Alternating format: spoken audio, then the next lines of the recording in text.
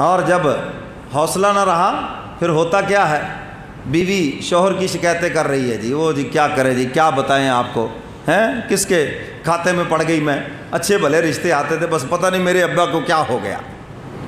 حوصلہ نہیں ہے نا، وہ یہ نہیں دیکھتی کہ جب رشتہ نہیں ہوا تھا تویز لیتے پھرتے تھے، دعائیں کراتے پھرتے تھے، اب اللہ نے نعمت دے دی ہے شوہر کی شکل میں، اب اس کی قدر کرو۔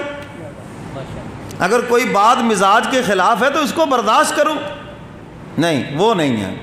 جب پوچھے جی کھانے پینے کو ہاں جی وہ تو ٹھیک ہے، اچھا جی پین جی وہ بھی ٹھیک ہے، اچھا تمہیں خرچہ بھی وہ بھی ٹھیک ہے، پھر تکلیف کیا ہے تمہیں، وہ جی فلاں بات ایسے ہے فلاں بات ایسے ہے، بھی آخر وہ بھی تو انسان ہے نا۔ وہ چاہتی ہیں بس یہ جو شوہر ہے نا یہ ہمارے ریموٹ کنٹرول ہوں، بس ہمارے موڈ سے چلے، جیسے ہم کہیں ویسے چلے۔ تو بیوی شوہر کی شکایتیں کر رہی ہے، اور شوہر صاحب بھی بعض ایسے وہ بیویوں کی شکایتیں کر رہے ہیں، آ جاتے ہیں جی وہ بڑی زبان، وہ فلاں جی وہ فلاں وہ فلاں۔ میں نے کہا دیکھو بھی تمہارے بچوں کی ماں ہے، گھر کی صفائی کرتی ہے، فلاں یہ سارے کام تو کرتی ہے، بھی چلو کوئی اگر اس سے بھی غلط ہو گیا تم بھی حوصلہ کرو جی، کیا تم نے، میں نے کہا ڈنڈورا پیٹنا شروع کر دیا۔ ایک دیہاتی سیدنا فاروق اعظم رضی اللہ تعالیٰ عنہ کے پاس بیوی کی شکایت لے کر آیا کہ میری بیوی جو ہے یہ بولتی بہت ہے، بدتمیز بہت ہے، ایک بات کرتا ہوں 10 جواب دیتی ہے، اور شروع ہوتی ہے تو پھر بند ہی نہیں ہوتی۔ اللہ کی شان، جب وہ سیدنا فاروق اعظم کے دروازے پہ آیا نا تو ان کی اپنی بیوی سے ذرا گرمی سردی ہو رہی تھی۔ اب اس نے جو سنا کہ جو شکایت میں لے کے آؤں وہ تو یہاں بھی ہو رہا ہے، انہوں نے کہا چلو یہاں سے۔ اب وہ واپس چل پڑا، سیدنا فاروق اعظم کھڑے آرام سے سن رہے ہیں۔ باہر نکلے دیکھا وہ دیہاتی جا رہا ہے، آواز دی وہ بات سنو کیسے آئے تھے؟ انہوں نے کہا جی میں تو جس کام کے لیے آیا تھا وہ تو یہاں بھی ہو رہا ہے۔ میں کس کام کے لیے آئے تھے؟ جی بیوی کی شکایت لے کے آیا، اور میری بیوی بولتی بہت ہے، تو میں نے کہا امیر المومنین سے جا کے شکایت کرتا ہوں وہ ان کو سمجھائیں، تو میں نے دیکھا تو آپ کے گھر میں بھی وہی چیز ہے، تو پھر میں نے کہا چلو یہاں سے اس کا علاج ہی نہیں ہے، یہ ایسی بیماری جو لا علاج ہے۔ حضرت تھانوی رحمۃ اللہ علیہ سے بھی ایک نوجوان نے کہا نا میری بیوی بولتی بہت ہے، فرمایا تم سمجھ لو یہ چڑیا ہے، اور چڑیا کا کام کیا ہوتا ہے؟ چڑ چڑ چڑ چڑ چڑ چڑ کرتی رہنا، سمجھ گئے کہ نہیں؟ میں یہ تمہاری چڑیا ہے، اور چڑیا کا کام یہی ہوتا ہے۔ تو سیدنا فاروق اعظم رضی اللہ تعالیٰ عنہ نے باہر نکلے، پوچھا بھی کیسے آئے تھے، ساری بات بتائی۔ میری طرف دیکھو، سیدنا فاروق اعظم نے ہاتھ پکڑا اور ایسے چل پڑے، اور چلتے چلتے بتایا دیکھو بھائی میرے کپڑے دھونا یہ بیوی کی ذمہ داری نہیں ہے، بچوں کو پالنا یہ بیوی کی ذمہ داری نہیں ہے، میرے بچوں کو دودھ پلانا یہ بیوی کی ذمہ داری نہیں۔ حضور کو دودھ کس نے پلایا؟ بولو بولو، وہ بولو تو صحیح یار، اتنے بے زبان تو نہیں ہوا کرتے تھے جتنے آج ہو گئے ہو۔ کس نے دودھ پلایا حضور کو؟ سیدہ حلیمہ نے۔ تو میرے محترم سامعین، حضرت عمر فاروق یہی سمجھا رہے ہیں کہ اسلام نے یہ پابندیاں عورت پہ عائد نہیں کی ہیں، تو اگر وہ یہ سارے کام کر رہی ہیں، اگر وہ نہ کرے تو سیدنا فاروق اعظم فرماتے ہیں ایک بندہ رکھنا پڑے جو کپڑے دھوئے، ایک بندہ رکھنا پڑے جو گھر کی صفائی کرے، ایک بندہ رکھنا پڑے جو میرے لیے کھانا پکائے، پھر کوئی رکھنا پڑے جو میرے بچوں کی پرورش کرے، تو کتنے کاموں کے لیے کتنے بندے رکھنے پڑے۔ تو اگر وہ یہ سارے کام کر رہی ہے اور کرنے کے بعد تھوڑا بہتا بول لیتی ہے میں بھی برداشت کر رہا ہوں تو بھی برداشت کر،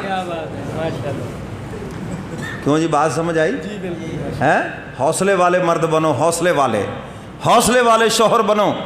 اور یہ جو اللہ کی بندیاں ہیں نا انہوں نے جا کر جنت میں حوروں کی سردار بننا ہے۔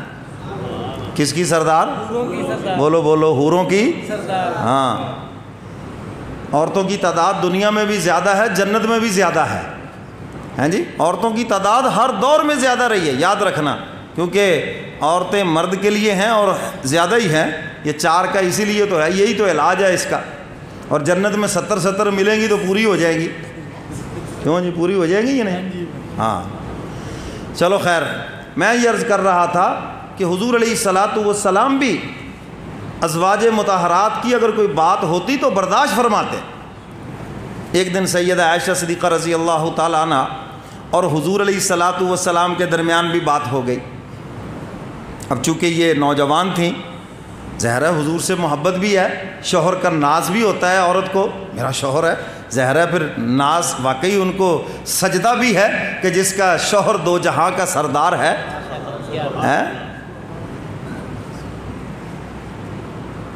اتنے میں سیدنا صدیق اکبر تشریف لے آئے. حضور علیہ الصلوۃ والسلام نے فرمایا عائشہ چلو ہم اپنا معاملہ آپ کے ابو بکر کو بتا دیتے ہیں, وہ ہمارے درمیان فیصلہ کر دیتے ہیں. اب حضور مسکرا رہے ہیں اماں جان کی باتیں سن کر, ہیں جی. تو اماں جان چونکہ کچھ غصے میں تھی تو جلدی سے کہنے لگی اچھا ٹھیک ہے ابو سے فیصلہ کروا لیتے ہیں, حضور آپ ذرا سچ سچ بتا دیں بات کیا ہے.